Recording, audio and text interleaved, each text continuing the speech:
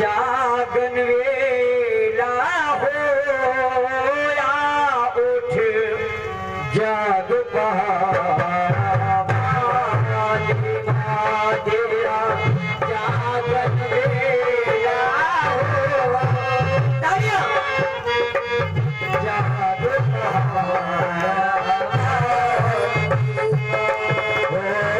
ब्रह्म जागे विष्णु जागे ब्रह्म जागे विष्णु जागे जागे लक्ष्मी रानी नारायण भी आज जागे नारायण भी आज जागे कृपा करो महारानी तो जाग पहाड़ा वाली माँ तेरा जागन वेला हो या उठ जाग पहाड़ा दिल्ली शहर में भैरव जागे दिल्ली शहर में भैरव जागे कलकत्ते माँ काली गुड़गांव में माँ शीतला जागे गुड़गांव में माँ शीतला जागे नगर कोट महारानी है तो जाग पहाड़ा वाली माँ तेरा जागन वेला होया उठ जाग पहाड़ा नायक की भेंट चढ़ाने नारियल की भेंट चढ़ावे थाल में पान सुपारी लाए हैं माँ लाल चुनरिया लाए हैं माँ लाल चुनरिया ध्वजा चढ़ाऊं मैं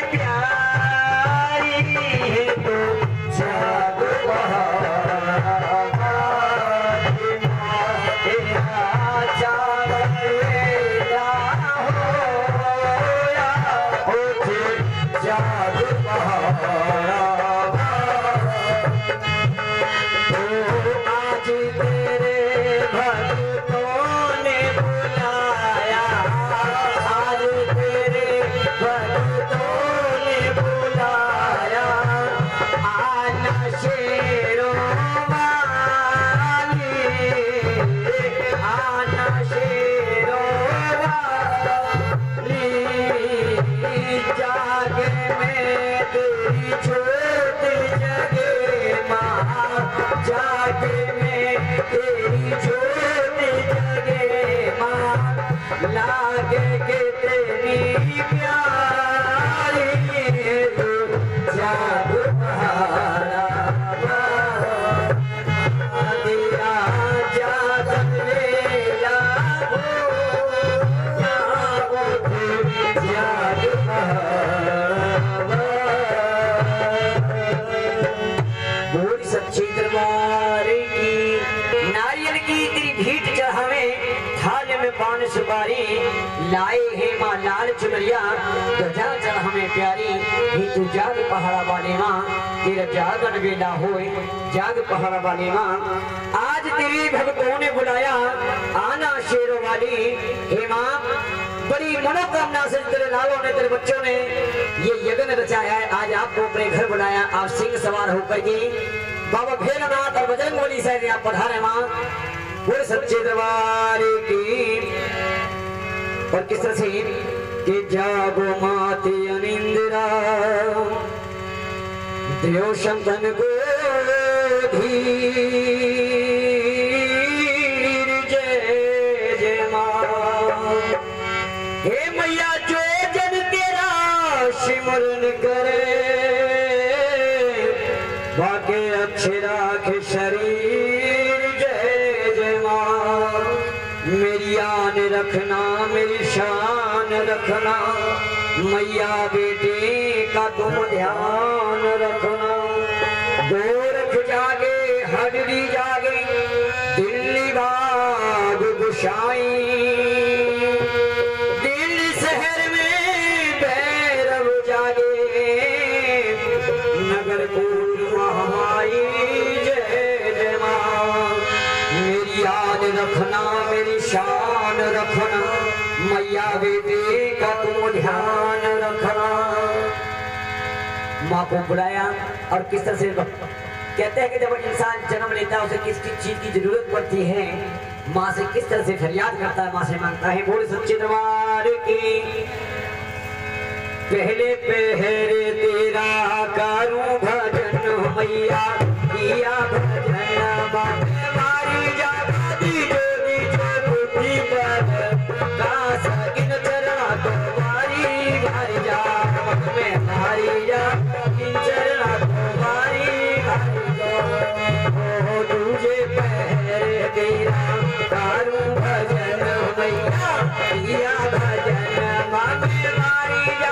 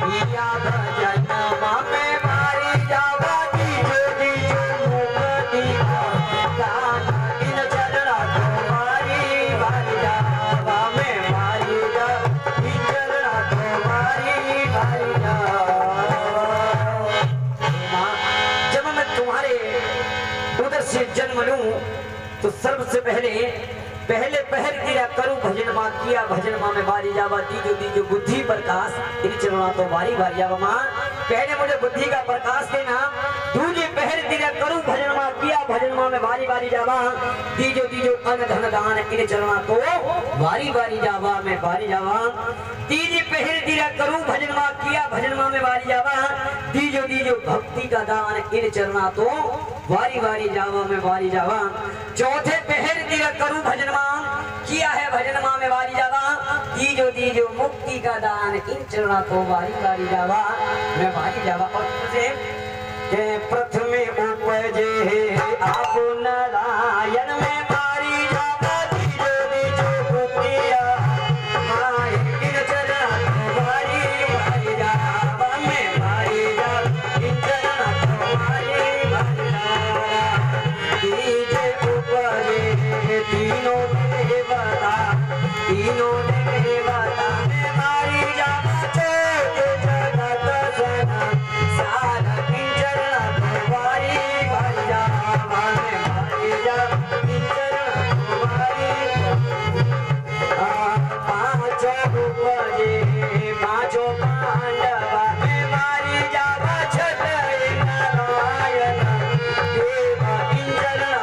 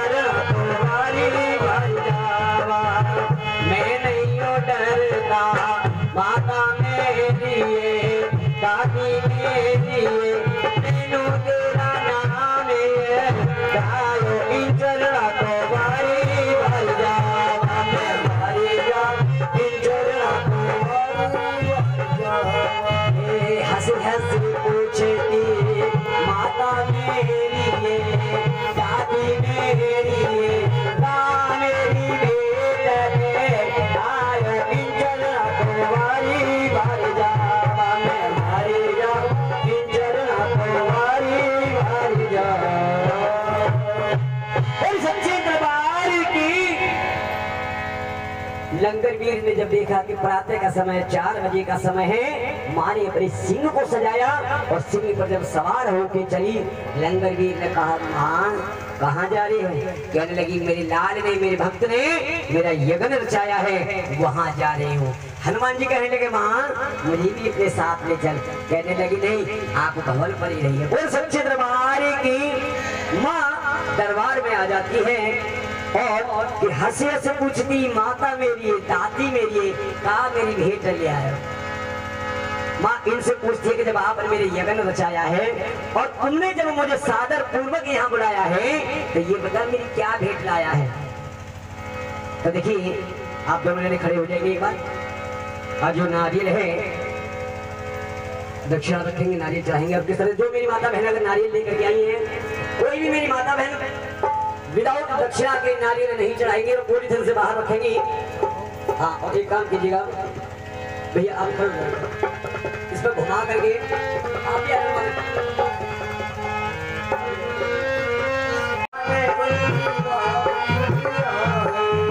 राम जी आए संग में सीता जी को लाए, राम जी आए संग में सीता जी को लाए।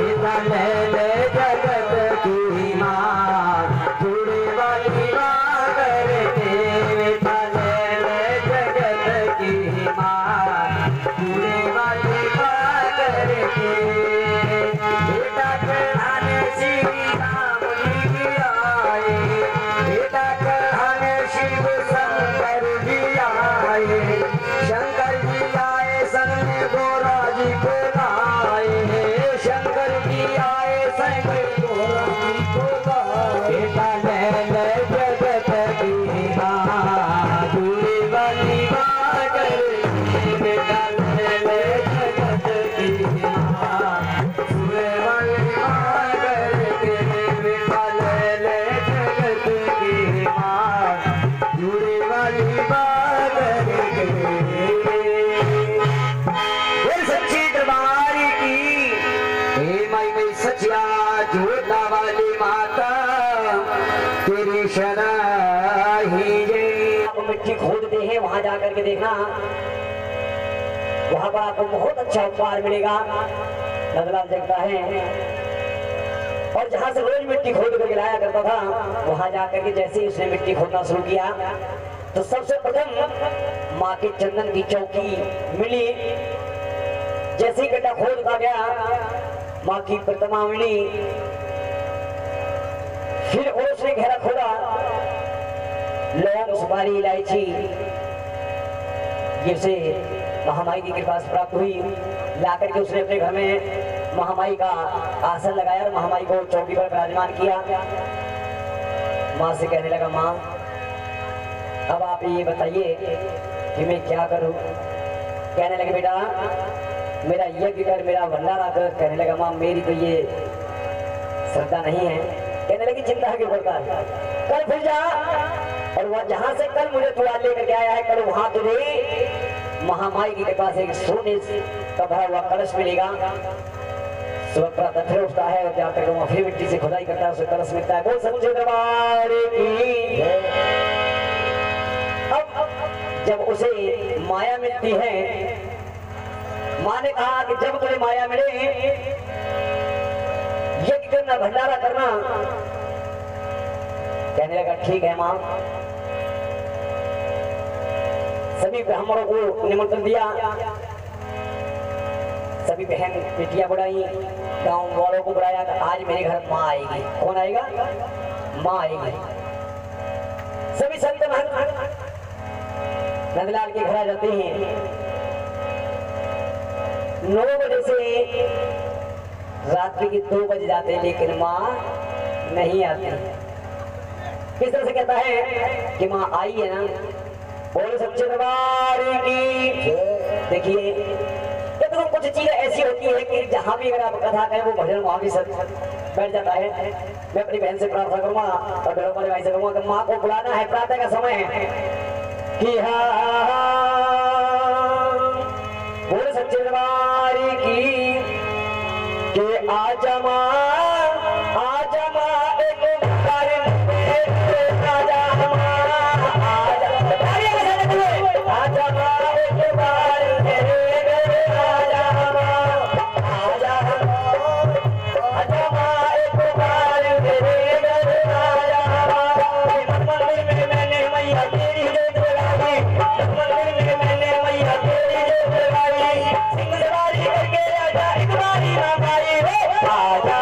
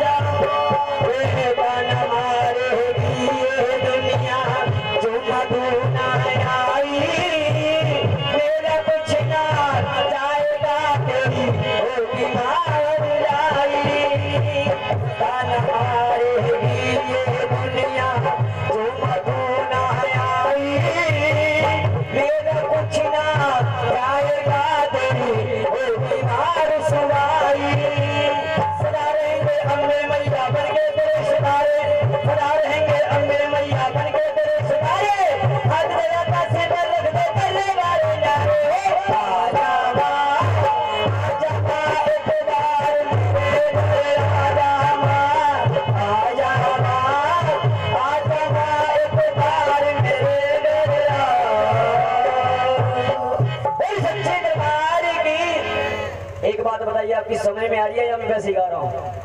समझ में आ रही है ना? और सच्चे दरबार की ये प्रार्थना करते करते उसकी आंखें लग जाती है, सो जाता है।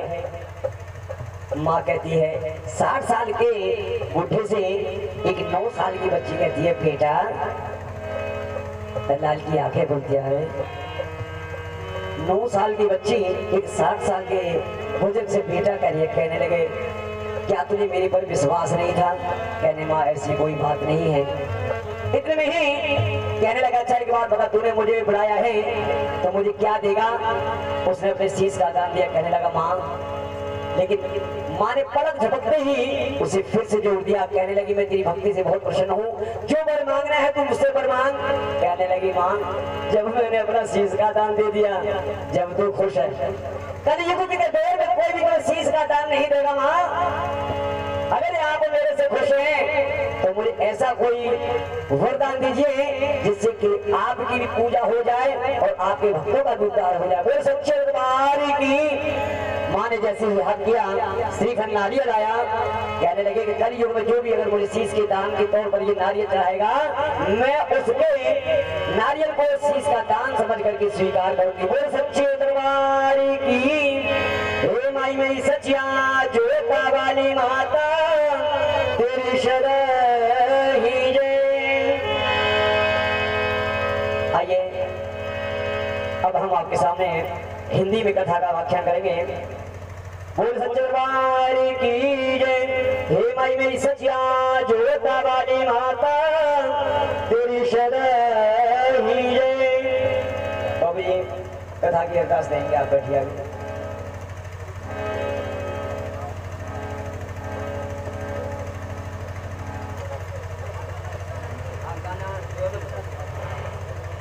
बोल सच्चे दरबार की अरदास दीजिए।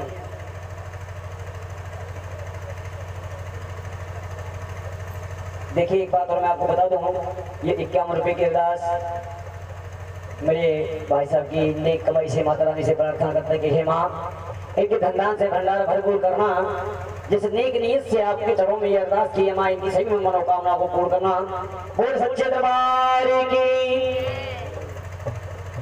इस कथा के अंदर जब तारा और रुक्मण की जब अरदासें होती हैं, आप ये मत सोचना कि ये पंडित जी अपने घर के लिए ले जाएगा, ऐसी बात नहीं है। अगर आप महामाई के चरणों में अपने नेक कमाई से जो रुक्मण की अरदास को कराएगा, चाहे फूल हो या पैसा हो, ये सत्य है। ये मेरी माता रानी उनके घर में भंडार भर देती है, कभी नहीं छोड़ती। कहते कि भाव की भूखी हूँ मैं और भाव ही बस सार है। कि 50 रुपए की अरदास मेरे भाई की तरफ से माता रानी की सभी मनोकामनाओं को पूर्ण करें। कहते कि भाव की भूखी हूँ मैं भाव ही बस सार है, भाव से भजना मुझे तो बहुत से देरा। माँ कभी धन दौलत नहीं मांगती, प्यार मांगती है। सच्चे दिल से आप उसे बुलाइए, बिल्कुल आएगी। माता के जागरण में महारानी तारा देवी की कथा कहने व सुनने की परंपरा प्राचीन काल से चली आती है। बिना इस कथा के जागरण को संपूर्ण नहीं माना जाता। यद्यपि पुराणों या ऐतिहासिक पुस्तकों में इसका कोई उल्लेख नहीं है, तथापि माता के प्रत्येक जागरण में इसको सम्मिलित करने की परंपरा विधान कथा इस प्रकार से है। बोल सच्चे दरबार की। हे माई मेरी सचिया जोता वाली माता तेरी सदा ही जय। महाराज दक्ष की जो पुत्रियां तारा देवी एवं रुक्मण माँ भगवती दुर्गा जी की भक्ति में अटूट विश्वास रखती थी। दोनों बहन नियम पूर्वक एकादशी का व्रत किया करती थी तथा माता के प्रत्येक जागरण में प्रेम से कीर्तन एवं महत्व को कहा सुना करती थी। बोल सच्चे दरबार की। एकादशी के एक दिन बूढ़ी से छोटी बहन रुक्मण ने मांसाहार कर लिया। ये जो अप्सरा थी दोनों, ये एकादशी का व्रत किया करती थी। रुक्मण ने बड़ी बहन ने कहा कि बहन शाम का वक्त है, आप एक काम कीजिए, बाजार जाकर के महामाई का प्रसाद ले आइए, जिससे कि हम भोग लगा करके अपने व्रत का खोल सकते। बोल सच्चे दरबार की। बड़ी बहन के बच्चों को सुधार करके छोटी बहन बाजार में जाती है। जैसे ही बाजार में जाती है तो वहां एक प्रसाद बेचने वाला कहने लगा कि महाप्रसाद है, महाप्रसाद ले जाइए, महाप्रसाद ले जाइए। रुक्मण जाकर के मांस के प्रसाद को ले लेती है और वही खा लेती है। खाने के बाद में कहती भैया थोड़ा सा प्रसाद दे दो, मुझे घर ले जाना है।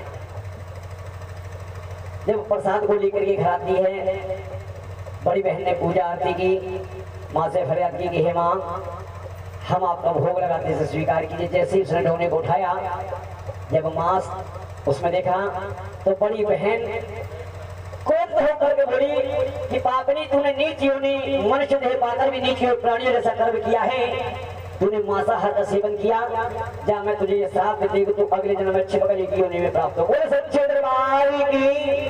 बड़ी बहन के शब्द को छोटी बहन ने स्वीकार कर लिया और छोटी बहन से कहने लगी, बड़ी बहन से कहा कि बहन इसका मुक्ति का कोई उपाय है। कहने लगी जा तो जब पांचों पांडव यज्ञ करेंगे वहां पर जब महामाई का प्रसाद बनेगा वहां पर तेरी मुक्ति होगी। बोल सच्चे दरबार की। हे माई में सचिया जोता वाली माता तेरी सदा ही जय। दूसरे जन्म में तारा देवी इंद्रलोक की अप्सरा बनी और छोटी बहन रुक्मन छिपकली की योनि में प्रायश्चित का अवसर ढूंढने लगी। द्वापर युग में जब पांचों पांडवों ने अश्वमेध यज्ञ किया तो उन्होंने दूत भेजकर दुर्वासा से सहित 33 करोड़ देवताओं को निमंत्रण दिया। जब अज्ञातवास हुआ पांचों पांडवों को तो हमारे स्वप्न में अर्जुन को दर्शन दिए कि अर्जुन कहते पंजा पंजा तेरा अर्जुन चवल डबा। अर्जुन ने महामाई की चवल डुबाया है। कहने लगे पांचों पांडवों ने जब अश्वमेध यज्ञ किया 33 करोड़ ब्राह्मणों को सादर आमंत्रित किया, देवताओं को बुलाया। दूत से कहा कि जाकर के अब दुर्वासा ऋषि को सादर आमंत्रित करना, कहना कि आपको पांचों पांडवों ने बुलाया है। बोले ठीक है। दुर्वासा ऋषि के स्थान पर जब दूत पहुंचता है धन्यवाद प्रणाम करता है, कहता है प्रभु आपको पांचों पांडवों ने सादर आमंत्रित किया है। बोले क्या काम है? बोले वो यज्ञ कर रहे हैं और मूर्ति है महामाई की, उसकी प्राण प्रतिष्ठा करा रहे हैं। 33 करोड़ देवता भी वहां पर सम्मिलित होंगे। आपको साधन प्राप्त किया गया, आपको बुलाया है। कहने लगे अरे इतना खर्च करने की क्या जरूरत है, किला ब्राह्मण में बहुत था। कहने लगे नहीं, आपको सादर आमंत्रित किया गया है, आपको बुलाया, चलिए। दुर्वासा ऋषि क्रोध से कहने लगे अगर 33 करोड़ देवता यज्ञ में सम्मिलित होंगे तो मैं नहीं आऊंगा। कह देना उनसे कि अगर 33 करोड़ देवता आपके यज्ञ में सम्मिलित होंगे तो मैं यज्ञ में भाग नहीं लूंगा। दूत कहने लगा मेरा काम तो कह दिया, बाकी आना ना आना आपका काम, मैं जाकर कौन से कह दूंगा। कहने लगे महाराज दुर्वासा ऋषि ने कहा है कि अगर आप 33 करोड़ देवताओं को सम्मिलित करेंगे तो वो आपके यज्ञ में नहीं आएंगे। कहने लगे कोई बात नहीं है, काम हमारा था, आना और ना आना ये होगा। वो सच्चे दरबार की हे माई में सचिया जोता वाली माता तेरी शरण जय। इधर में जब यज्ञ संपूर्ण हुआ, आहुति देने जाने लगी। जब उनकी अपेक्षा कर दी तो उनको बड़ा बुरा लगा। कहने लगे कि मुझे छोड़ दिया, मुझे बुलाया नहीं, मुझे मनाया नहीं उन्होंने। कहने लगे कोई बात नहीं है। एक समय की बात भगवान कृष्ण अपने ग्वालों वालों के साथ मधुबन में गऊ चराते हुए दुर्वासा ऋषि की कुटिया तक पहुंच जाते हैं। ग्वाल वाले कहने लगे कन्हैया हमारी बड़ी इच्छा है कि आप मुरली की तान सुना दे। कहने लगे देखिए मैं ये गाय चराने के लिए आया हूँ, अगर मेरी गाय एक भी अगर खोगी माँ यशोदा और मुझे नंद बाबा मारेंगे छोड़ेंगे नहीं। बोले कहने लगे वो जिम्मेदारी हमारी है, आप एक काम कीजिए हमें मुरली की तान सुनाइए। बोल सच्चे दरबार की। भगवान कृष्ण ग्वाल वालों की बात मान करके मुरली की तान जैसे ही सुनाया ग्वाल वाले इतने प्रेम मुग्ध हो गए। गाय कब दुर्वासा ऋषि के आश्रम में पहुंच गई ग्वाल वालों को पता भी नहीं लगा। शाम का समय हुआ, भगवान कृष्ण कहने लगे सभी की गाय पूरी है, मेरी नहीं है। कहने लगे तुम्हारी गाय पूरी। ढूंढते वो दुर्वासा ऋषि के आश्रम में पहुंच जाते हैं। लेकिन सभी ग्वाल वालों को पता था कि दुर्वासा ऋषि बहुत ही क्रोधी है। कुटिया के अंदर नहीं जाते ग्वाल वाले, कहने का रही तुम ही जाओ। भगवान कृष्ण जाते हैं और दुर्वासा ऋषि जी को प्रणाम करते हैं, साक्षात प्रणाम करते हैं। कहते हैं गुरु जी को प्रणाम। दुर्वासा ऋषि आंखें खोल कर देखते हैं, अरे कन्हैया कैसे आना हुआ? कहने भगवान आज आपके आश्रम में हमारी गाय आ गई है। कहने लगे कोई बात नहीं, ठीक है आप एक काम कीजिए हमारी गाय हमें दे दो। कहने लगे गाय तो दे दूंगा लेकिन कुछ बातें हमारी माननी पड़ेंगी। बोले क्या? कि सबसे पहले देखिए बुरा मानने वाली बात है, पंडित जी को खीर खाने का बड़ा शौक होता है ना। कहने लगे यार कन्हैया मुझे खीर खाने की बड़ी इच्छा है। कहने लगे कोई बात नहीं है, खीर खाने की इच्छा है। उन्होंने ग्वाल वालों से कहा कि गाय को दुलाइए और गुरु जी के लिए खीर तैयार की है। दुर्वासा ऋषि जी के आश्रम में गाय को दूध निकालने के बाद में जब खीर तैयार की, कहने लगे प्रभु खीर तैयार है। कहने लगे ठीक है कन्हैया एक काम और कर, बिन वस्त्र के उस पात्र को ला करके मेरे समक्ष रख। भगवान कृष्ण अपने कोमल कोमल हाथों को देखते, गर्म पात्रों को देखते कहते हैं आज तो फंस गया, अगर नहीं ले जाता हूँ तो दुर्वासा ऋषि मुझे श्राप दे देंगे, और अगर बिन वस्त्र के ले जाता हूँ तो मेरे हाथ जल जाएंगे। बोल सच्चे दरबार की। भगवान कृष्ण ने गुरु जी की आज्ञा को श्रोधार किया और अपने कोमल हाथों से खीर के पात्र को लाकर पंडित जी के समक्ष रख दिया। कहने लगे प्रभु खीर। दुर्वासा ऋषि ने देखा रे ये तो काम हो गया भाई। कहने कन्हैया एक काम और कर, इस गर्म खीर को अपने शरीर पर लगा ले।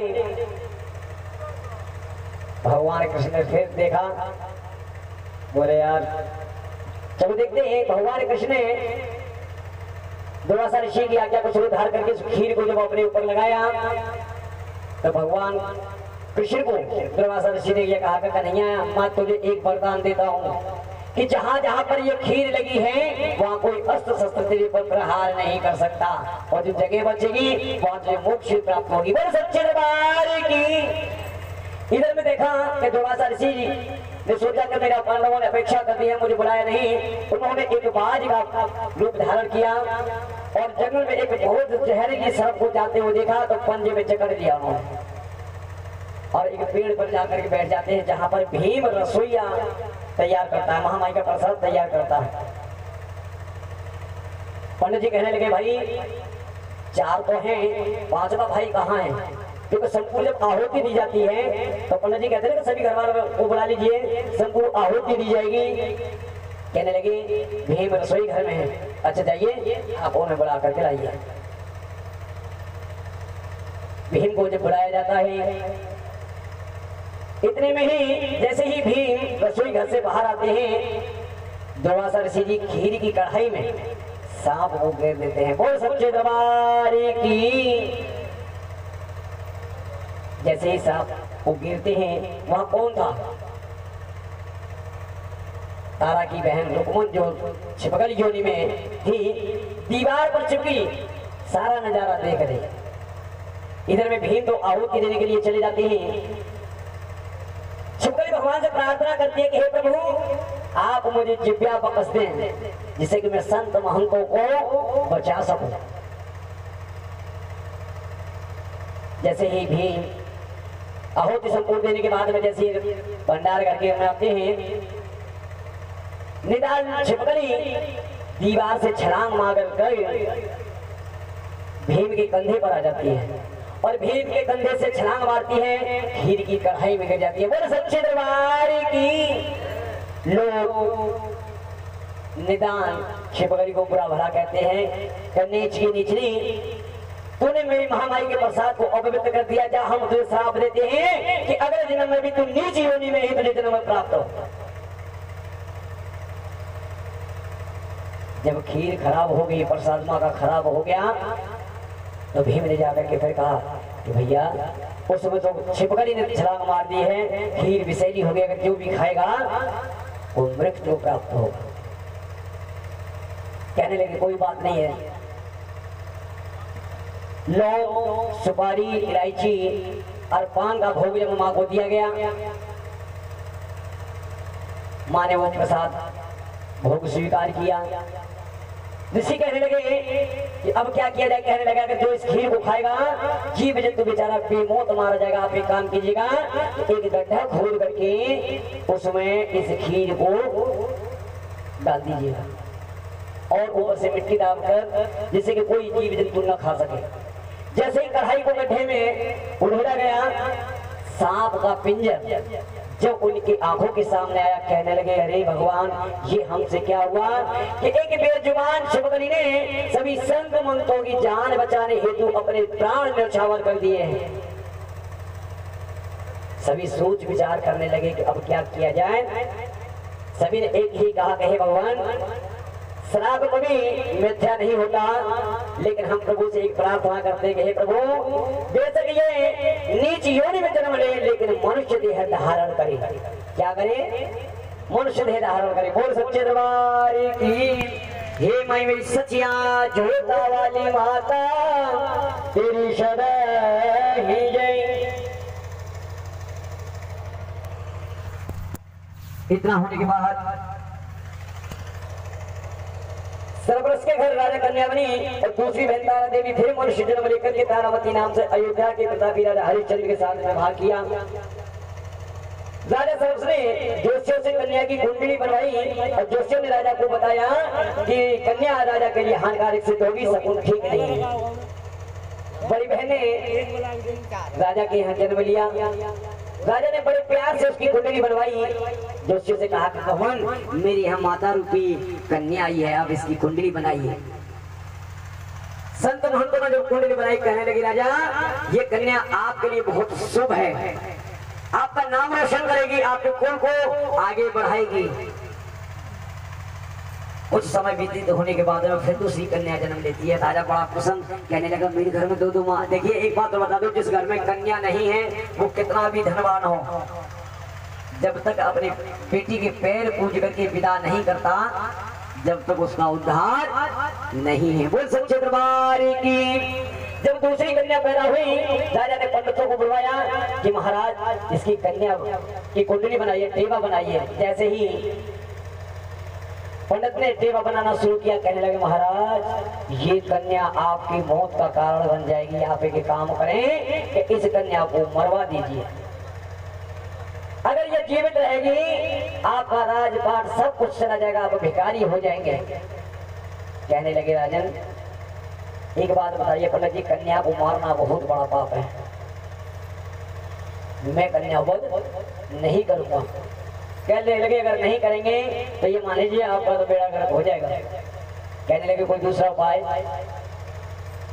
बोले सच्चे दरबार की। देखिए मैं सबकी तो नहीं कहता लेकिन 100 में से 90 ऐसे हैं जो कन्याओं का भ्रूण हत्या कर देती हैं। ऐसा नहीं करना चाहिए। अगर हम कन्याओं को भ्रूण हत्या करेंगे तो इसे माँ का जगराता कराने से, माँ की कथा सुनने से, माँ का व्रत रखने से हमारा कोई भी फायदा नहीं है। जैसे घर में माँ बाप की सेवा ना होती हो, तुम कितना भी बढ़िया टेंट लगा लो, कितने बढ़िया भी सिंगर बुला लो, लेकिन कुछ भी नहीं है। बोले सच्चे दरबार की। एक कन्या को जब डॉक्टर पेट में गर्भ में मारता है तो वो कन्या किसी से भी माँ से फरियाद करती है।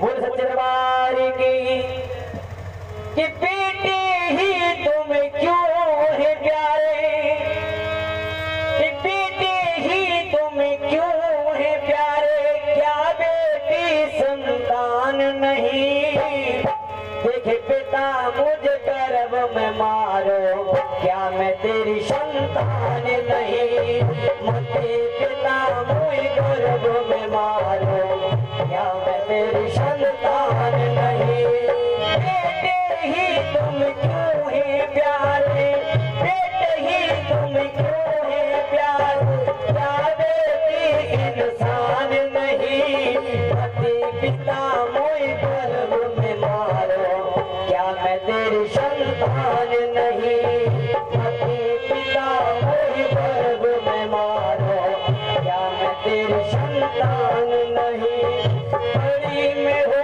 के पिता तुम्हारे उनका नाम बढ़ाऊंगी, रुख से के पिताजी उनका दीप जलाऊंगी, हाँ कुल का दीप जलाऊंगी, बड़ी में हो के देख पिता तेरे उनका नाम चलाऊंगी, रुख से के पिताजी उनका नाम बढ़ाऊंगी, हाँ कुल का नाम बढ़ाऊंगी, कभी न पूछे तुमको, कभी न पूछे तुमको, क्या ये अब इंसाफ नहीं, मते पिता मुझे गर्भ में मारो, क्या मैं तेरी संतान नहीं, मते पिता मुझे गर्भ में मारो, क्या मैं तेरी संतान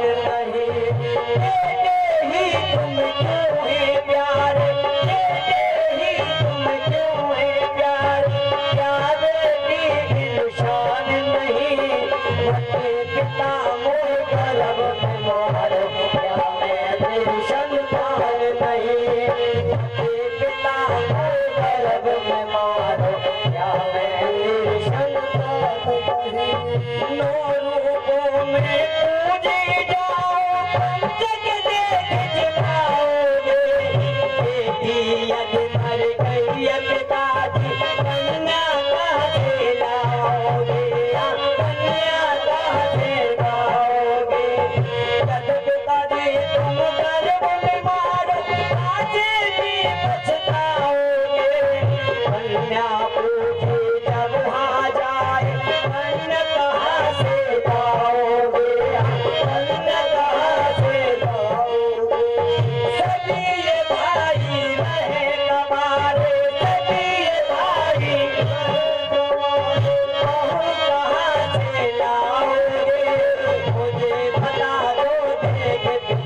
आगे पाछे फिर पछताओगे। देखो देख पिताजी बता दो बेटे ही तुमको है प्यार, क्या बेटी संतान नहीं, माते पिता मोर गर्भ में मार, क्या मैं तेरी संतान नहीं, माते पिता मोर गर्भ में मार, क्या मैं तेरी संतान। कोई सच्चे दरबार की कहने लगे अगर आप कन्या का वध करेंगे तो कन्या 9 कन्याओं को कहां से आप जमाओगी। इधर राजा ने कहना मेरा राजपाट सब चला जाए लेकिन हे ऋषि मुनि मैं कन्या को नहीं मारूंगा। विद्वान ऋषियों ने कहा अच्छा एक काम कीजिए, एक सोने का संदूक बनवाइए, हीरे जवाहरात जड़वा करके कुछ सोने कुछ रख करके इस कन्या को जल में प्रभावित कर दीजिए। वो सच्ची दरबार की ऐसा ही कहा गया। सोने का संदूक बनवाया और उसे हीरे मोतियों से जवाहरात से मर करके कुछ आभूषण कुछ नगद रख गए और उसमें कन्या को लिटा करके जल में प्रभावित कर दिया। राजा रोने लगा, कहने लगा कि देख एक मेरी बेटी राज करेगी और एक बेटी का पता नहीं है कहाँ जाएगी। कहते बेटी का कर माँ बाप को झकझोर के रख देता है। राजा रोने लगा और रोते रोते गंगा जी से प्रभावित कर देता है। घर में आता है, कहने लगा तारा एक कन्या थी और एक ये थी मेरे साक्षात लक्ष्मी और सरस्वती थी, लेकिन सिर्फ लक्ष्मी रह गई, सरस्वती तो चली गई है। रोने लगा राजा। रानी कहने लगी कोई बात नहीं, सब विधि का विधान होता है। प्रातः का समय है, पंडित जी यमुना में नहा रहे हैं, बक्सा बहता हुआ एक नगर के समक्ष आ जाता है। पंडित जी के लालच आ जाता है, जैसे ही पंडित जी बक्से को पकड़ने के लिए अंदर घुसते हैं बक्सा दूर हो जाता है, लेकिन फिर भी पंडित जी नहीं माने। दूर जाकर के फिर भी अगर डूबने लगते हैं, कहने लगे ये बक्सा मेरे हाथ नहीं आएगा। उन्होंने नजर घुमा करके देखा, एक सफाई कर्मचारी वहां से बोल रहा, कहने लगे इधर, कहने लगा प्रभु बताइए ये बक्सा है। बोले हाँ। आप इस बक्से को निकाल करके ला सकते हैं। बोले हाँ बिल्कुल, लेकिन मेरा इसमें फायदा क्या है। बोले कि जो इसके अंदर होगा वो आधा आधा होगा। क्या होगा? आधा आधा होगा। बोले ठीक है, मंजूर है। बोले मंजूर है। जैसे ही उस बक्से को बाहर सफाई कर्मचारी अंदर घुसता है, महामाई की कृपा होती है तो बक्सा अपने आप ही किनारे की तरफ आने लगता है। सफाई कर्मचारी जैसे निकाल करके पंडित जी के समक्ष रखता, पंडित जी कहने लगे वहीं रख दे। बक्सा खोल के देखा तो 2 दिन की कन्या पैर के अंगूठे को चूसती है। बोल सच्ची दरबार की। पंडित जी बड़े चक्के रखे रह गए। बोले वो कन्या का क्या करना है। सफाई कर्मचारी कहने लगा कि प्रभु आप एक काम कीजिए, धन दौलत आप ले जाइए, ये कन्या मुझे दीजिए, क्योंकि उसकी कोई कन्या नहीं थी, कोई संतान नहीं थी। और वो कन्या को लेकर के अपने घर आता है, अपनी रानी से कहने लगा रानी आप जल्दी नहा धो करके सूर्य श्रृंगार कीजिएगा। बोला आज क्या हुआ। बोले आज मुझे वो महामाई ने वो प्रसाद दिया है, वो अपना तोहफा दिया है, तो मैं जिंदगी में भुला नहीं सकता। कहने लगी बार बार लेके आता, कोई दूसरा ही ले जाए, इसे भी कोई ले जाएगा। बोले इसे कोई नहीं ले जाएगा, महामाई ने दिया है हमें। जैसे ही सफाई कर्मचारी अपनी पत्नी की गोद में कन्या को देता है, महामाई की कृपा से उसके स्तनों में दूध उतर आता है। वो सच्चे दरबार की। दोनों बड़े प्रसन्न मन से उसे पालते हैं। अब कहने लगे तो पंडित जी को बुलाओ, इसका नामकरण करवाइए। अब पंडित जी लड़के का नाम टप्पू पप्पू जैसे रखे थे, लेकिन घर वाले नहीं मानते। दादी हमारा तो धर्मेंद्र रहेगा, कहते थे ना। कन्या का नाम रखा गया, उसकी माँ बोली ना पंडित जी के नाम में आनंद नहीं आया। बोले अब तू भगवान क्या रखेगी। बोले इसका नाम रुक्को रख दो।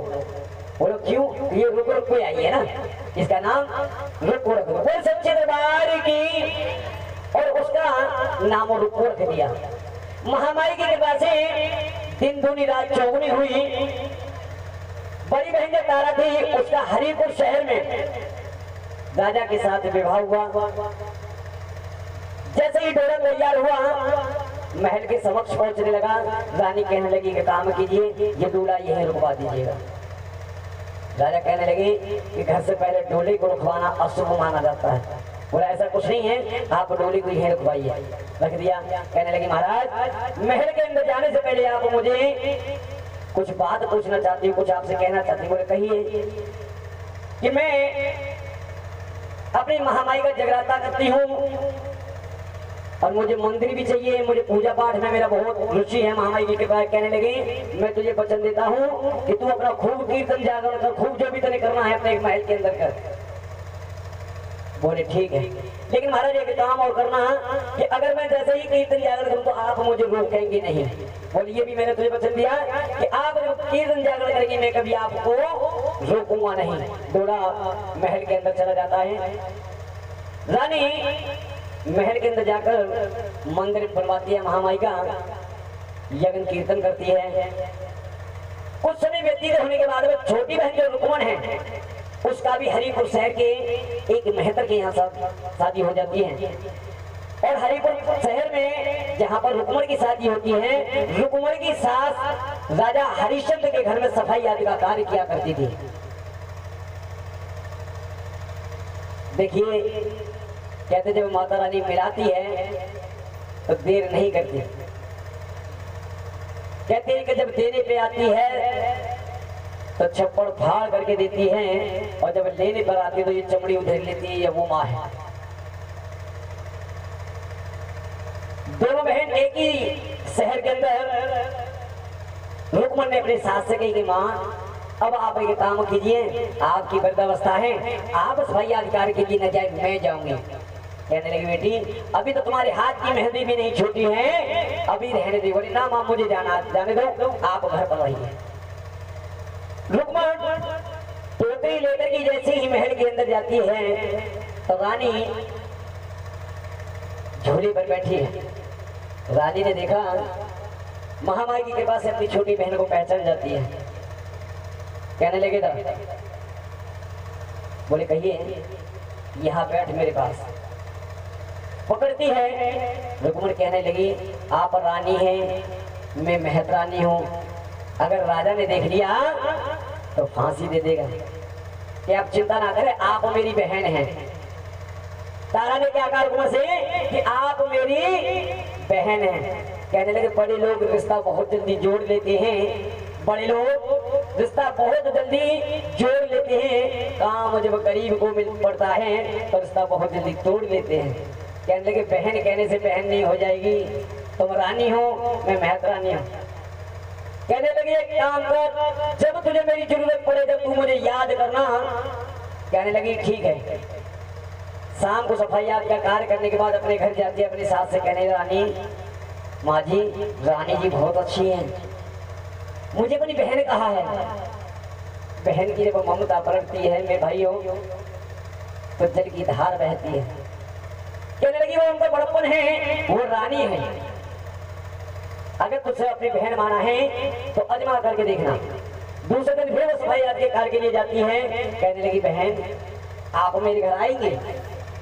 बोले क्यों नहीं। रानी दासियों को लेकर के रुक्मण के घर पहुंचती है। रुक्मण खाल रंगती है, वहीं पर बैठा देती है। रानी बैठ जाती है। रानी को देख करके रुक्मण और रुक्मण की सास भूली नहीं समाती। जब अपने से कोई बड़ा अतिथि घर में आ जाए तो इंसान हक्का बक्का रह जाता है। कहने लगे अब क्या खवाऊं क्या पिलाऊं, दूध रखा था। कहने लगी बहन दूध पिएगी। बड़े प्यार से उन्होंने दूध पिया, रिश्ते को पक्का किया गया, इसके अंदर ये हो जाएगा हाँ मैं इसकी बहन हूँ। बड़े सच्चे दरबार की। उसके पश्चात वो महल में आ जाती है। इसी तरह से काफी समय बीत जाता है, लेकिन रुक्मण की कोई संतान नहीं होती। इधर में तारा ऐसे ही भगवान लगा हुआ है, दरबार लगा हुआ है महामाई का, और बंद कमरे में महामाई का गुणगान करती है। देखिए आज टेंट लगा हुआ है, महामाई यहाँ पर विराजमान है। लेकिन पहले जब कीर्तन जागरण हुआ करते थे तो गाय के गोबर से आंगन को लीपा जाता था, एक चंदन की चौकी लगाई जाती थी जिसमें माँ को विराजमान किया जाता था। घर के सभी सदस्य इकट्ठे होकर के महामाई का पूरी रात जागरण कीर्तन किया करते थे। सुबह जब अगर काली का कीर्तन करते थे तो मांसाहार का भोजन और दारू महामाई का प्रसाद होता था। बोल सच्चे दरबार की। अंदर तारा बंद करके महामाई का जागरण करती है। बहुत समय बीत जाता है, रुक्मण बाहर आकर के बैठ जाती है। कहाँ के बैठ जाती है? बाहर। जैसे ही आरती अरदास होती है, गुरुजी बोल सच्चे दरबार की। जब आरती अरदास होती है, गेट खोलती है तो रुक्मण ने कहा, आप? बोले हाँ। ये आप अंदर क्या कर रहे थे? कहने लगे मैं महामाई का गुणगान कर रही थी, माँ से प्रार्थना कर रही थी कि माँ सबकी झोलियां भरना, घर में सुख शांति का दान देना, अन्न दान से भंडारे भरपूर करना। कहने लगे ये पत्थर की मूर्ति क्या मुझे लाल देगी? कहते कि मांगो उसी से जो दे दे खुशी से, और कहो उसी से जो ना कहे किसी से। कहने ये माँ है, ये जगजननी है, ये घट घट की जानने वाली है, अगर आप मांगोगे तो जरूर देगी। बोल सच्चे दरबार की। अरदास दीजिए माता को। देखिए अगर मेरी माता बहन को अरदास करवानी है रुक्मण के नाम की, जिस माता बहन को कोई भी अगर अपने मन में इच्छा रखनी है कि माँ मेरा ये काम हो जाए, तो मुट्ठी बंद करके माँ के चरणों में अरदास करें। बोल सच्चे दरबार की कि करवा लो अरदास माता रानी की, करवा लो अरदास माता रानी की, जगत रानी की, माता रानी की जगत रानी। करवा लो अरदास माता रानी की, करवा लो अरदास माता रानी की, जगत रानी की, माता रानी की जगत रानी। करवा लो अरदास माता रानी की, करवा लो अरदास मैया जी इनके भंडार भरना है, इनके भंडार भरना है, मैया इनके भंडार भरना है, मैया भंडार भरना। इन पर सदा अपनी कृपा करना, इन पर अपनी कृपा करना। करवा लो अरदास माता रानी की, करवा लो अरदास माता रानी की, जगत रानी की, माता रानी की, माता रानी की, जगत रानी की, माता रानी की, जगत रानी। करवा लो अरदास माता रानी की, करवा लो अरदास माता रानी की। इस तरह से रुक्मण ने अरदास की और माता से कहा कि हे माँ, इन सभी भक्तों ने जिस अरदास जिस मनोकामना से तेरे चरणों में अरदास की है माँ, इनकी दान से भंडार भरपूर करना, इनकी झोली सदा भरना। माँ कुछ समय व्यतीत होने पर 9 महीने के बाद में रुक्मण के पुत्र प्राप्त होता है। क्या होता है? बोल सच्चे दरबार की। रुक्मण की प्रसन्नता का ठिकाना न रहा। बच्चा धीरे धीरे 5 वर्ष का हो जाता है, लेकिन रुक्मण महामाई का जगराता कराना भूल जाती है। महामाई ने देखिए एक बात और मैं आपको बता दूं, आप मेरी सभी माता बहनें, आप मेरे सभी भाई हैं। इस महामाई के चरण में बैठ करके जो अरदास करता है, मेरे लंगर वीर हनुमान जी के रजिस्टर में सबकी हाजिरी होती है कि किसने किस मिट्टी से मांगा है। माँ ने कहा अपने लंगर वीर से, कहे लंगर वीर ये बता, पृथ्वी लोक में ऐसा मेरा कौन सा भक्त भक्त है जिसने अरदास करने के बाद में अभी तक मेरा काम नहीं किया। कमा एक रुकमन है जिसने तेरी मनौती मांगी थी कि अगर तू मुझे लाल दे देगी तो मैं तेरे घर में जगराता कराऊंगी। क्या करवाऊंगी?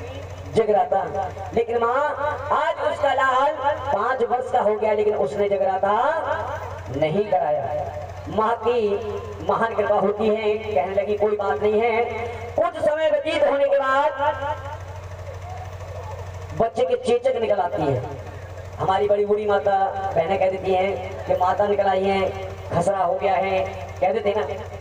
जब बच्चा बीमार हो गया, खाना पीना छोड़ दिया, रुकमण बहुत परेशान रहने लगी। कहने लगी अब क्या करूं, तो मेरे लाल ने खाना पीना भी छोड़ दिया है। इधर मेरा रुकमण ने महल सफाई आदि का काम भी छोड़ दिया।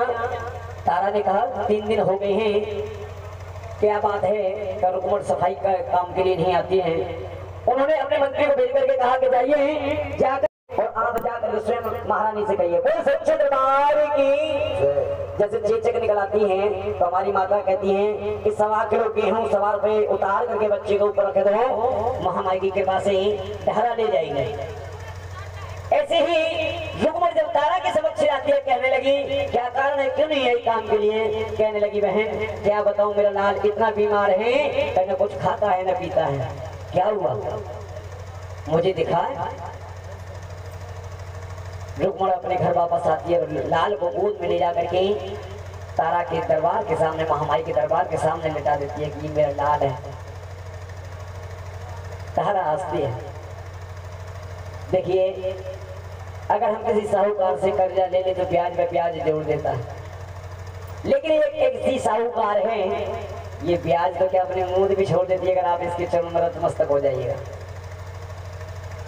कहने लगी रुकमण कुछ याद है। कहने लगी बहन मुझे कुछ याद नहीं। क्या ध्यान कर, किसी दरबार के अंदर बैठ करके तूने मनौती मांगी थी अगर मेरे लाल होगा तो मैं तेरा जगराता कराऊंगी। कहने लगी बहन मुझे माफ कर, अगर मेरे लाल ठीक हो जाएगा तो मैं तेरा जगराता करवाऊंगी। वो सच्चे दरबार की। 2 दिन की बाद में उसका लाल ठीक हो जाता है। रुकमण ने अपने पति से कहा कि मुझे माँ का जगराता कराना है। कहने लगा जगराता कराना, कराइए। हमारे आदरणीय भाई साहब ने जो डल दिए हैं 1.25 मुट्ठी चावल पीने किए, महामाई के निमंत्रण लेकर के लाल कपड़े में रुकमण संत महंतों के पास जाती है। महंत जी मुझे जागरण कराना है। हाँ हाँ बैठिए, बिल्कुल जागरण करेंगे, हमारा काम ही जागरण करना है। लेकिन कहाँ कराना है? भीलों की बस्ती में। सभी संत महंत कह देते हैं कि तू 5.25 रुपए यहीं दे जा, हम तेरे नाम का यही जागरण कर देंगे, हम भीलों की बस्ती में नहीं जाएंगे। सुबह जब शाम हो जाती है कोई भी रुकमण की दल नहीं लेता। आखिरकार रुकमण रोती हुई घर आती है और अपने पति से कहती है मुझे ऐसा लगता है कि मेरे घर में जगराता नहीं होगा। कहने लगी क्या हुआ? कि हमारा दल कोई लेने के लिए राजी ही नहीं है। कहने लगी तू पागल है, तेरी बहन रानी है, उसको तो एक हुक्म पर अच्छे अच्छे संत महंत तेरा दल लेंगे और वो खुद इस मंडली की मुखिया है। आप जाइए और उनसे बात करिए। सुबह फिर दल लेकर के रानी के दरबार में पहुंचती है। कहती है बहन कल मैं सुबह से शाम होगी लेकिन मेरे किसी ने दल नहीं लिए। तो क्या कहा? कहने लगे कभी लोग के घर में हम नहीं जाएंगे, 5.25 रुपए इस मंदिर में ही दे दी, हम तेरे नाम का यही जगराता कर देंगे। रानी ने संत महंतों को बुलाया, इधर आइए दल लीजिए। महंत जी कहने लगे रानी जी भीड़ जाती है। बोले भीड़ जाती है, महामाई के दरबार में ऊंच नीच का विचार नहीं किया जाता। अगर आप यही विचार करते हैं तो आप इस राजपथ को त्याग दीजिए, इस पंथ को छोड़ दीजिए। फिर सच्चे दरबार की गुरु जी को डल है ना, डल ले लो। रानी ने डल ली और अपने माथे से लगाया कि हे माँ मैं जो ये डल ले रही हूँ इतनी शक्ति मुझे में बरसना तो मैं ये डल लेकर के तेरे दरबार में चढ़ा सकूं। देखिए कहने को ये 1.25 मुट्ठी चावल होते हैं। ये तो उनके पितरों के गुरु जी 1.25 मुट्ठी चावल होते हैं, लेकिन इनका पंथ बहुत बड़ा होता है। घर में अगर सूतंग पातंग भी हो जाए तो माने नहीं जाते, महामाई के दरबार में चढ़ाने के लिए आना पड़ता है। बोल सच्चे दरबार की। नहीं अभी नहीं, इधर ले डल लिए। जैसे ही रानी ने डल लिए और डल ले करके जैसे ही उसने मत्थे से लगाया, सेनाई ने देख लिया। सेनाई ने देख लिया। आपने देखा है कोई भी अगर आपको शुभ सूचना चाहिए या कोई कैसी भी खबर चाहिए, आप ठाकुर साहब की दुकान पर पहुंच जाइए, आपको पूरे गांव की खबर मिल जाएगी उनके। जैसे ही डल लिए, सेनाई का पेट फूल गया, रात को नींद नहीं आई, कहने लगी सुबह नहीं लो।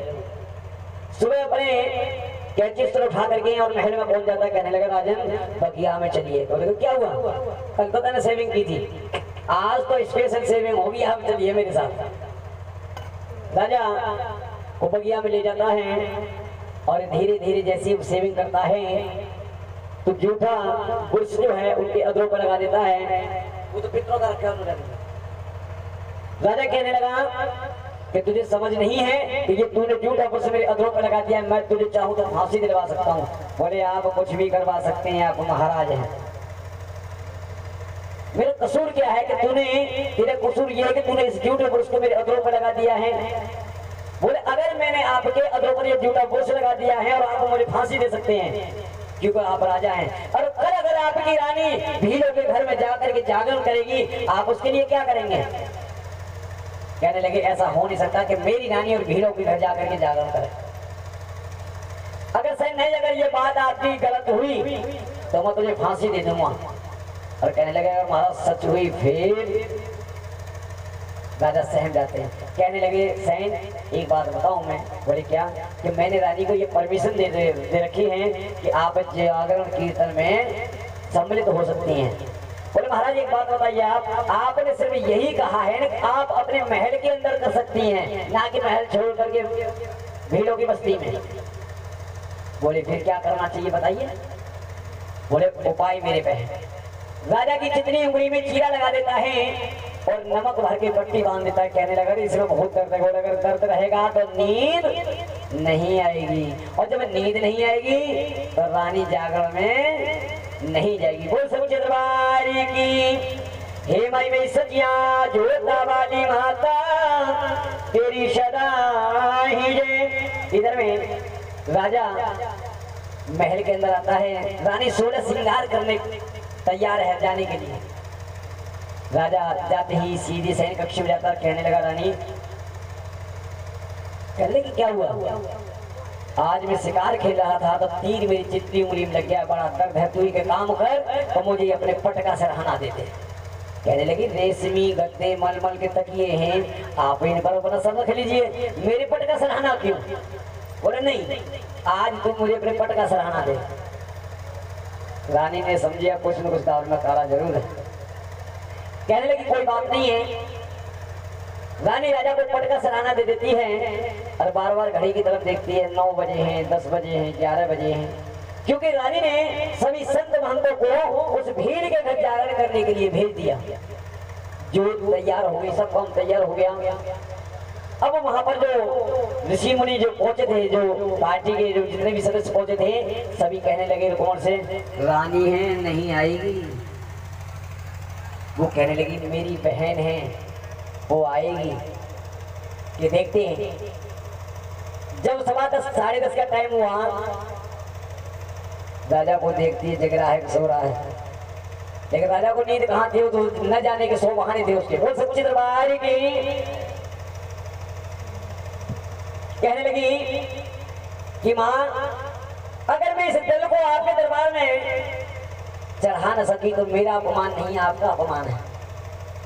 आप एक काम कीजिए, राजा को निद्रा वशीभूत कर दीजिए जिससे कि ये सो जाए और मैं ये आपके दल से जो बधी हुई हूँ आपके दरबार में इन्हें चढ़ा करके मैं बंधन मुक्त हो जाऊं।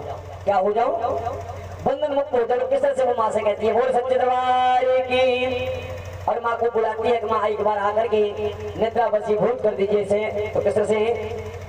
कि मैया एक वे घर मेरे आए जइयो बुलाए रही तारा रानी एक वे घर मेरे आए जइयो बुलाए रही तारा रानी बुलाए रही तारा रानी बुलाए रही तारा रानी बुलाए रही तारा रानी बुलाए रही तारा रानी मैया एक वे घर मेरे आए जइयो बुलाए रही तारा रानी मैया एक वे घर मेरे आए जइयो बुलाए रही तारा रानी अरे राजा है बहन मरुआ भाई राजा है बहन मरुआ भाई राजा है बहन मरुआ भाई राजा है बहन मरुआ माँ इसका बहन मिठाई जइयो बोलाए रही तारा रानी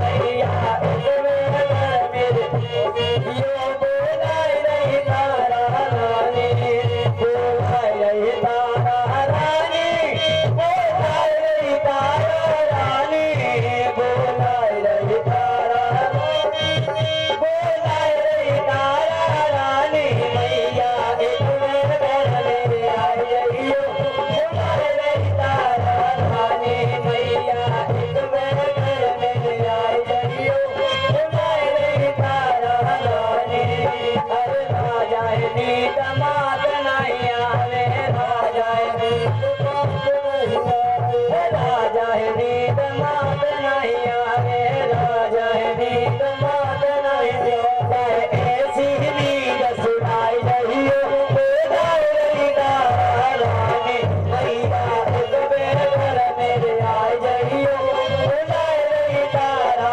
रानी अरे राजा है नीतम तो जब आई राजा है नीतम तो जब आई रानी उठ कर देखो ध्याई रानी उठ कर देखो माँ मेरी इलाज बचाई जइयो बोलाए रही तारा रानी मैया एक घर मेरे आए जइयो बोलाए रही तारा रानी कहा कि माँ मैंने जो तेरे नाम के डर लिए हैं आप इन्हें निद्रा वशीभूत करके ही मेरी लाज राखिए। माँ ने हवारों की झोंके से आती है राजा को नींद आ जाती है। रानी ने देखा कि राजा ने सत्य पहरा लगा रखा है रोशनदान से एक दुपट्टा बांध करके नीचे उतरती हैं और जंगल के रास्ते जैसे ही हो जाती हैं आगे दो चोर मिल जाते हैं। कौन मिल जाते हैं? कहने लगे कि कौन? कहने लगे मैं रानी हूँ। पैर के और हाथ के कंगन दोनों को ले लेते हैं। जैसे वो छूते तो अंधे हो जाते, छोड़ देते तो उन्हें दिखना शुरू हो जाता है। लेकिन रानी अपने जेवरों का कोई यकीन नहीं करती कि हे माँ मतलब आपके सहारे हूँ, आप ही मेरी लाज रखाने वाली हैं। और सीधे ही वो रुकमन के घर पहुंचती हैं। बोल सच्चे दरबार की। वहां जाकर के वहां की ज्योति को प्रज्वलित कराती हैं, आह्वान करती हैं जैसे हमारे बड़े भाई ने किया। उसके बाद कहने लगे कि अब मुझे जाना भी है। इधर में थोड़े समय बाद ही राजा की नींद खुलती है और राजा ने देखा कि रानी महल में नहीं है। राजा अपना भेष बदल करके हाथ में तलवार लेकर के जंगल के रास्ते जाते हैं। वो सच्चे दरबार की। वहां पर उन्हें दो चोर मिलते। कहने लगे आप कौन? कि मैं भी चोर। कहने लगे कोई बात, दोनों मोसे भाई हैं, लेकिन आप यहाँ बैठे किस तरह से ये सामान लेकर के? कहते हैं कि अगर हम इन्हें छूते हैं तो हमें दिखना बंद हो जाता है और अगर हम इसे रख देते तो हमें दिखता है। कहने लगे कि ये तो मेरी रानी के हैं। बोले हाँ। बोले किधर को गई है? वो भील जात की जो बस्ती है वहां पर गई है। राजा हाथ में तलवार लेकर गए।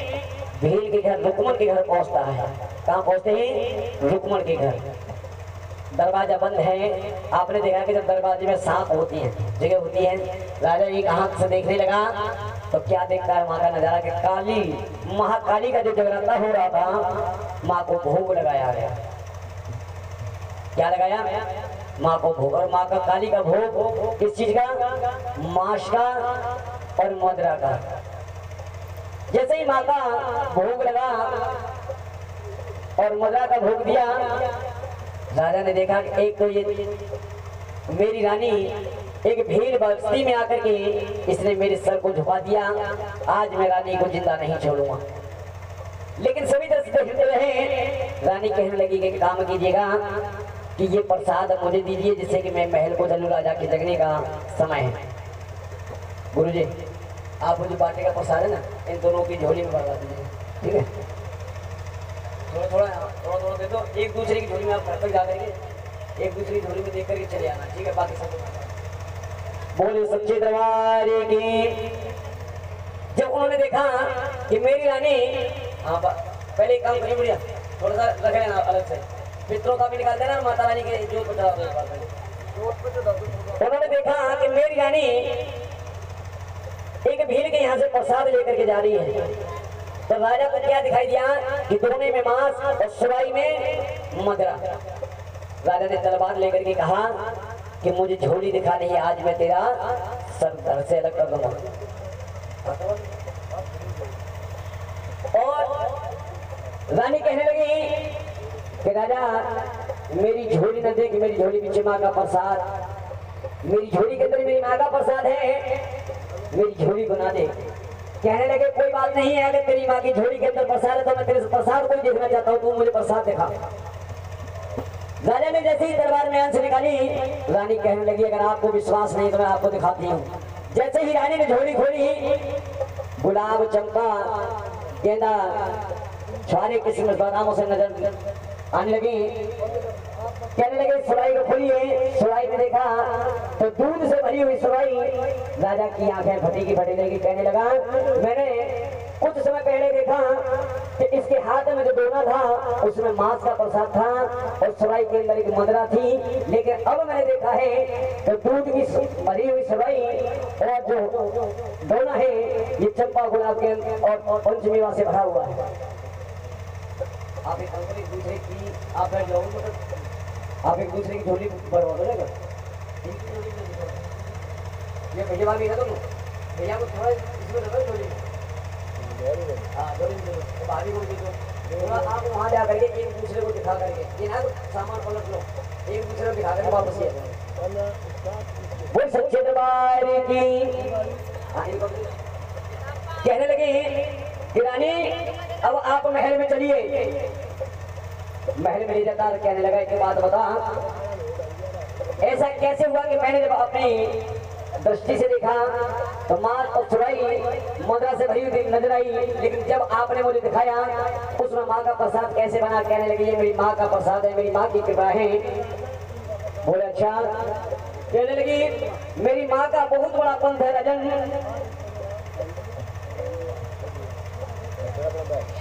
पहले बैठ जाओ बाद बोल सच्चे दरबार की।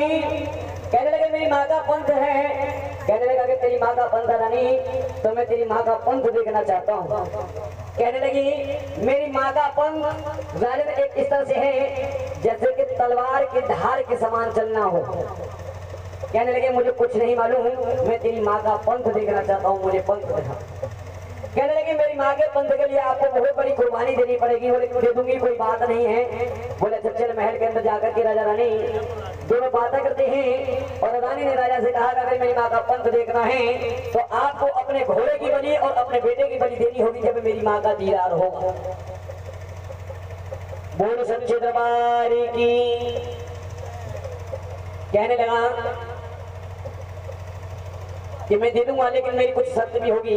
और किस तरह से रानी कहती है, रानी बहुत समझाती है राजा को, मान जाइए माँ की परीक्षा लेना किसी भक्त के इतने बस की बात नहीं है। कहने लगा मुझे कुछ नहीं, मुझे माँ का दीदार चाहिए, मुझे माँ का साक्षात दर्शन चाहिए। मैं माँ के ये सब कुछ त्याग सकता हूँ रानी, लेकिन मुझे माँ का दीदार। बोल सच्चे दरबार की। तो किस तरह से रानी राजा को समझाती है कि मैया जी से मिलने की, हाथ पकड़ लेती है, तलवार पकड़ लेती है रानी और कहने लगी कि मैया जी से मिलने की क्या राजा जी ने ठानी है,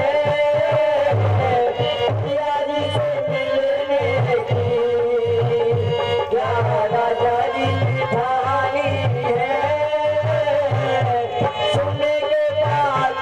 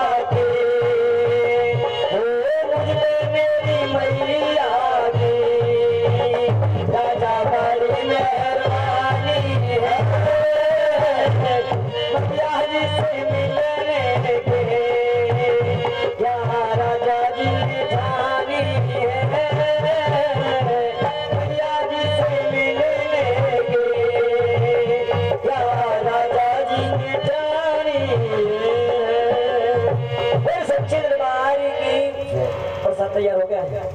5 डोले मंगवा लो ऊपर। हाँ 5 डोले मंगवा लो, छोले और आलू के ठीक अलग अलग करके 5 डोले छोले और आलू के दोनों मिलाकर 5 डोले ठीक है। बोल सच्चे दरबार की। रानी कहने लगी कि आपका जो पुत्र बेटा है, प्यारा बेटा है, आपको उसकी बलि देनी होगी, घोड़े की बलि देनी होगी। कहने लगे मैं दे दूंगा, लेकिन मुझे माँ का दीदार चाहिए। वो आपकी इच्छा है, लेकिन सबसे पहले हलवा छोड़े का प्रसाद माता रानी का। कहने लगे वो सच्चे दरबार की। कहने लगे रानी मैं अपने घोड़े की और बच्चे की बलि दे दूंगा, लेकिन मुझे माँ का दीदार चाहिए। कहने लगी चिंता ना कर।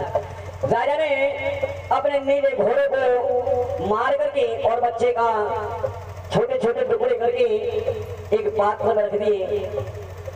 अब राजा कहने लगा रानी ये ले, घोड़े से धो करके दूसरे पात्र में ला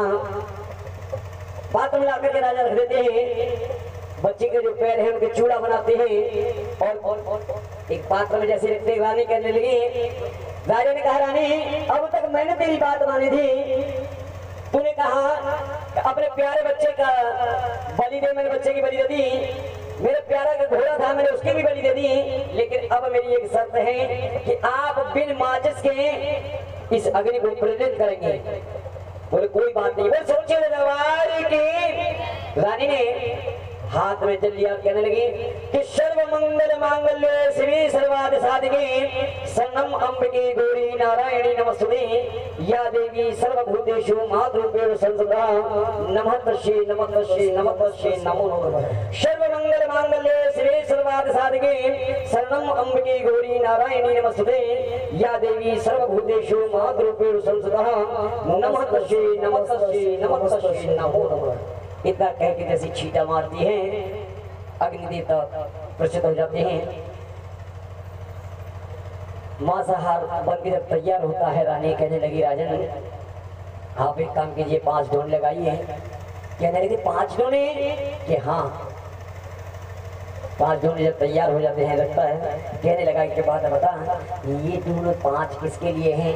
कहने लगी सुन एक डोना मेरी माँ के लिए, दूसरा डोना मेरी लाल के लिए, तीसरा डोना घोड़े के लिए और चौथा डोना आपके लिए और 5वां डोना मेरे लिए। कहने लगी रानी वास्तव में तो पागल हो गई है, जिस लाल को मैंने अपने हाथों से तेरे सामने मार दिया, अपने घोड़े को अगर मैंने मार दिया तू कहती है कि मेरा लाल और मेरा ये घोड़ा ये तेरे खाने के लिए आएगा। कहने लगे अपने सबसे डगमग मेरी महामाई के पंथ पर अगर आप चल रहे हैं तो मेरी माँ पर विश्वास कीजिए। जैसे ही डोना लेकर के चलता है राजा, डोना उड़ जाता है, राजा को बच्चे की उंगली में जो अंगूठी थी वो नजर आ जाती है। राजा रोने लगा, कहने लगा कि तारा मुझे पुत्र वियोग बिहाता नहीं है, तूने मेरे एक ही कुल का दीप था वो भी तूने मरवा दिया। कहते तारा जिसके लाल नहीं हो वो घर नहीं शमशान हो जाता है, तूने बहुत बुरा किया। कहने लगी रोने से बात नहीं बनेगी, आपसे मैंने कहा था ना कि आप अगर मेरी माँ पर विश्वास रखते हैं तो ये मोह त्याग दीजिए। राजा रोता हुआ महामाई के दरबार में प्रसाद लेकर के जाता है। जैसे ही डोने को उहारता है महामाई की कृपा से छोले और हलवे का प्रसाद बन जाता है। बोल सच्चे दरबार की। राजा थोड़ा हिम्मत बधी, कहने लगे चलिए अब घोड़शाला में चलते हैं। राजा कांपता हुआ जाता है। महामाई की कृपा से घोड़ा भी जिंदा होता है। आपने देखा कभी घोड़ा हलवा खाता है? क्या खाता है? छोले चावल। क्या खाता है? चने। बहन जी देख रही है। बोल सच्चे दरबार की।